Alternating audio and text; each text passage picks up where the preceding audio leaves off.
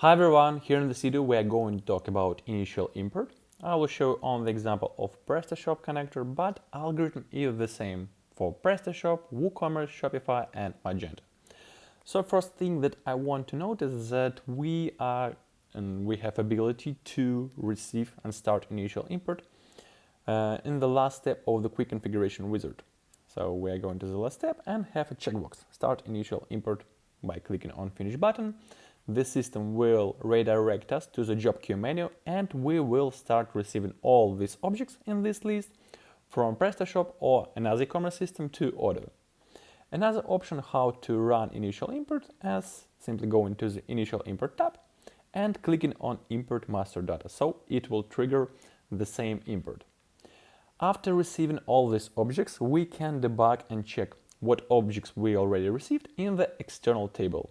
So as you can see, we have menus for different objects. Let's start from the attributes, for example. Here we can see the code in PrestaShop and the names. The same with attribute values. We can see the name of values, the name of the attributes to which they are related, and the codes.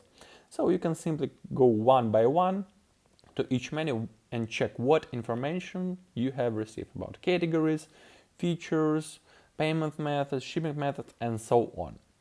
Then after receiving, we need to link e-commerce objects to Odoo. So we're going to the mapping table. Let's start from the attributes, the same. As you can see, we received two attributes, color and legs. I will show you how it will be looking if they are not mapped. So this is, we receive color, and we have some options what we can do with this attribute. First option is simply map to already existing attribute in Odoo, if we have this one. For example, I have color, I can simply choose it from the drop-down menu, and this attribute will be linked to the Odoo attribute. Another option, for example, if your Odoo database is empty, you can create this attribute in Odoo by clicking on Import Attribute button. Or if you have a huge number of different attributes, you can select all of them or the necessary one, click on Action and Import Products Attributes. And after that, you will see the list of what attributes were created and what attribute values were created. So algorithm is the same. We're going one by one to all these objects, attributes, attribute values, categories. For example, let's create categories, import them.